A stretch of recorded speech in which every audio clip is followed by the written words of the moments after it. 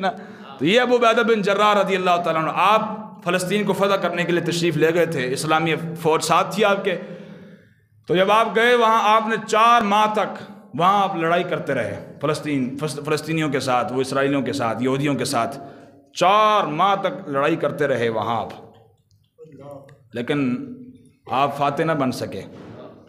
ایک مرتبہ ان کا راہب باہر آیا اور آ کر کہنے لگا، سنو یہاں آپ ٹائم ضائع کر رہے ہیں، کیوں؟ ہم نے اپنی کتابوں میں پڑھا ہے کہ فتح بیت المقدس ایک شخص کے ہاتھ پر ہوگا جو رسول اللہ کا صحابی ہوگا، حضور کا غلام ہوگا، اس کا نام عمر ہوگا، اس کا لقب فاروق ہوگا، اور وہ دنیا کے کسی بھی طاقت سے ڈرنے والا نہیں ہوگا، صرف اپنے رب سے ڈرنے والا ہوگا، اور وہ دین کے معاملے میں بڑا سخت ہوگا۔ لہٰذا اگر چاہتے ہو کہ بیت المقدس کی چابی لینا چاہتے ہو اور بیت المقدس پر قبضہ کرنا چاہتے ہو تو اس کو لے کر آؤ، اس عمر فاروق کو لے کر آؤ، پھر ہم چابی دیں گے۔ ابو عبیدہ بن جراح رضی اللہ تعالیٰ نے جو سنیا نا، تو آپ مسکرا پہ، آپ نے فرمایا یہ بات ہے کہ بھائی تم نے چابی عمر فاروق کو دینی ہے؟ انہوں نے کہا جی۔ ابو عبیدہ بن جراح فرمانے لگے، اس راہب کو بتایا جس کا تم نے نام لیا، جس کے اوصاف تم نے بیان کیے، وہ کون ہے؟ وہ ہمارے خلیفہ ہیں، ہمارے امیر المومنین حضرت فاروق اعظم رضی اللہ تعالیٰ عنہ۔ راہب نے کہا پھر جاؤ، پھر ان کو بلا کر لاؤ، ہم چابی دے دیں گے۔ ابو عبیدہ بن جراح نے خط لکھا فاروق اعظم کی طرف، عرض کی تھی حضور یہ بیت المقدس جو ہے یہ فتح کرنا ہے، لیکن وہ چابی نہیں دے رہے۔ وہ کہتا ہے جناب چابی ہم نے عمر کو دینی ہے، حضور تجھے تشریف لے آؤ۔ فاروق اعظم فرمایا اچھا۔ آپ نے اپنے غلام کو فرمایا کہ بھائی چلو بیت المقدس کو فتح کرنا ہے، چلتے ہیں۔ غلام کو فرمایا کہ بھائی ایک سواری لو، سواری ایک لینی ہے۔ وہ عرض کرنے لگا حضور سفر لمبا ہے، تو اگر اجازت ہوئے تو 2 سواریاں لے لینے ہیں۔ ظاہری گل ہے میں بھی تو سوار ہونا ہے نا، تسی سوار ہو گے پھر میں بھی سوار ہوں گا۔ آپ نے فرمایا بھائی یہ مسلمانوں کا مال ہے، ہاں مسلمانوں کا مال ہے، تو لہٰذا سواری کوئی جائے گی، ہم باری مقرر کریں گے، ایک مرتبہ تو نے سوار ہونا، ایک مرتبہ میں سوار ہوں گا۔ لو جی چلنا شروع کر دیا۔ جب چل رہے تھے نا، آگے درمیان میں ایک نالی آ گئی، نہر آ گئی۔ فاروق اعظم رضی اللہ تعالیٰ نیچے اترے، اور اتر کر آپ نے موزے پہنے ہوئے تھے، موزے اتار کر آپ نے یہاں رکھے اور آپ اس نہر میں داخل ہو گئے۔ جب نہر میں داخل ہوئے تو آگے حضرت ابو عبیدہ بن جراح رضی اللہ تعالیٰ عنہ انتظار کر رہے تھے کہ امیر المومنین فاروق اعظم آئیں گے، پورے ٹھاٹ باٹ کے ساتھ آئیں گے، کر و فر کے ساتھ آئیں گے، تو جناب ہم ان کو بتائیں گے یہ ہے ہمارے امیر المومنین جس کو آپ نے چابی دینی ہے۔ تو فاروق اعظم صرف آپ کلے، ایک غلام ایک سواری، یہ ہے پروٹوکول۔ تو جناب اوپر سے کیا کیا، جب نہر میں داخل ہوئے موزے اتار کر آپ نے یہاں کندھوں پر رکھ لیے۔ ابو عبیدہ بن جراح سامنے کھڑے سن، بڑے پریشان ہوئے کہ بھائی دیکھو یار یہ کون سا کام کر دیا فاروق اعظم نے، ساڑی بستی کروا دیتی۔ پہلے تو کیتا ہے کہ جناب کلے آئے نے، ایک غلام ساتھ لے کر آئیں، ایک سواری ساتھ لے کر آئیں، کم از کم آنا سی کچھ شاہانہ انداز نہ لاندے کہ جناب پتہ چلتا کہ امیر المومنین آ رہا ہے۔ اور اوپر آ کر کیا کیا ہے، بالکل سامنے وہ یہودی کھڑے ہیں اپنی تورات لے کر، بڑے بڑے ان کے جناب پادری کھڑے ہیں، اور یہ کیا ہے انہوں نے کیا کہ جناب موزے اتار کر یہاں رکھ لیے۔ یہ تو عجیب کام کیا انہوں نے۔ جب نہر کراس کی نا فاروق اعظم نے، ابو عبیدہ بن جراح آ گئے، عرض کی تھی حضور اے کام سے چنگا نہیں کیتا، اے کام چنگا نہیں کیتا، مجھے یہ پسند نہیں آیا آپ کا کام۔ اگر آپ نے موزے اتارنے تھے تو اتار کے مجھے پکڑا دیتے یا کسی غلام کو پکڑا دیتے۔ حضور اے کام چنگا نہیں کیتا، اسے اتار کے جناب کندھے تے رکھا ہے، تو او کی کہیں گے؟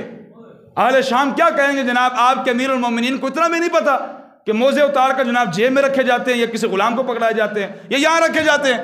یہ تو آپ نے ہماری بستی کروا دی۔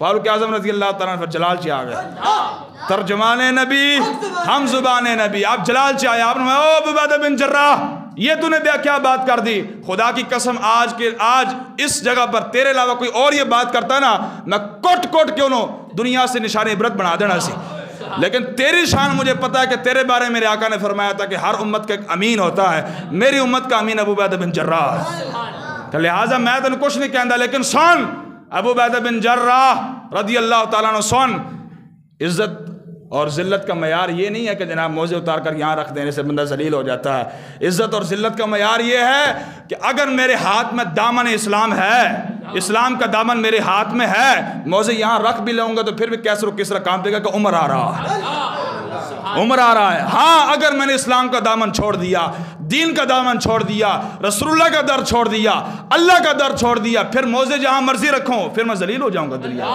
لہذا قیامت دا سے معیار داستا فاروق اعظم نے، عزت اور ذلت کا معیار صرف اسلام ہے۔ جب تک امت مسلمہ اسلام پر چلتی رہے گی، جیسے مرضی اعمال ہو، امت مسلمہ سر بلند رہے گی۔ ہاں اگر اسلام کا دامن چھوڑ دیا، دین کا دامن چھوڑ دیا، تو پھر جیسے مرضی بندہ پیسے کما لے، کوٹھیاں بنا لے، بنگلے جناب خرید لے، اور جناب کاروں میں پھرنا شروع کر دے۔ فرمایا کہ اگر اسلام کا دامن تیرے ہاتھ میں نہیں تو پھر تو ذلیل ہے، ہاں پھر جناب عزت نہیں پا سکتا۔ یہ فاروق اعظم رضی اللہ عنہ جب آپ کراس کیتا نا کہ نہر کراس کی تھی، تو جناب اوپر بیٹھنے کی باری پتہ کس کی تھی؟ غلام کی تھی، باری مقرر کی تھی کہ ایک مرتبہ تو بیٹھنا، ایک مرتبہ میں بیٹھنا۔ اب جناب جب سامنے بیت المقدس آیا نا تو باری آ گئی اوپر بیٹھنے کی غلام کی، آپ دی اٹھ دی نکیل پکڑنے دی باری آ گئی۔ غلام عرض کی تھی حضور جی اجازت ہوئے تو تسی اتنے تشریف فرماؤ، میں جناب نکیل پکڑ لیتا۔ آپ نے فرمایا انج نہیں ہونا، انج نہیں ہونا، جو فیصلہ کیا تھا فیصلہ ویسے ہی رہے گا، تو اوپر بیٹھے گا میں اونٹ کی نکیل پکڑوں گا، میں اونٹ کی نکیل پکڑوں گا۔ بس غلام کو اوپر بٹھایا اور خود اونٹ کی نکیل پکڑ لی، چل پڑے۔ یہ ہے پروٹوکول، شاہی لباس، یہ ہے ریاست مدینہ کے حاکم۔ جب سامنے دیکھے نا بڑے بڑے یہودی ان کے کھڑے تھے بیت المقدس فلسطین کے، اور انہوں نے جناب تورات میں ہاتھ میں پکڑی ہوئی تھی، اور انہوں نے کہا سنو اعلان سنو، اگر تو ہے عمر وہ جو سواری کے اوپر بیٹھا ہوا تو چابی نہیں ملے گی، اور اگر عمر ہے وہ جس نے اونٹ کی نکیل پکڑی پھر چابی مل جائے گی۔ کیوں؟ ہماری کتابوں کے اندر لکھا کہ نبی آخر الزمان صلی اللہ علیہ وسلم کی امت میں سے ایک ایسا حاکم بھی آئے گا، خود تو پیدل چلے گا اور غلام کو سواری پر بٹھا کر آئے گا۔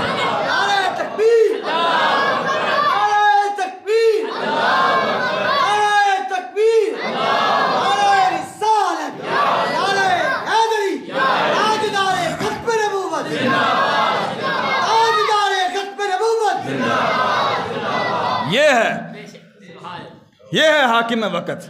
اقبال نے کہا تھا کہ اقبال نے کہا تھا مسلمانان کے میری کرداند، در شہنشاہی فقیری کرداند۔ اقبال نے کہا یہ نہیں تھا کہ ہمارے بادشاہ، ہمارے مسلمان بادشاہ نہیں تھے، نہیں، ہمارے مسلمان بھی بڑے بڑے بادشاہ رہے ہیں، لیکن انہوں نے بادشاہت میں فقیری کی ہے، بادشاہت میں فقیری کی ہے۔ نہیں کہ جناب خود 30-20 گڈیاں نے پھرنا اور جناب غریب کو حق بھی نہ ملے، خود 300 کنال کے محل میں رہنا، اور جناب ایک غریب جو فٹ پاتھ پر سویا ہوا ہے اس بیچارے کو پتہ نہیں رات کی روٹی نصیب بھی ہوئی ہے کہ نہیں ہوئی ہے۔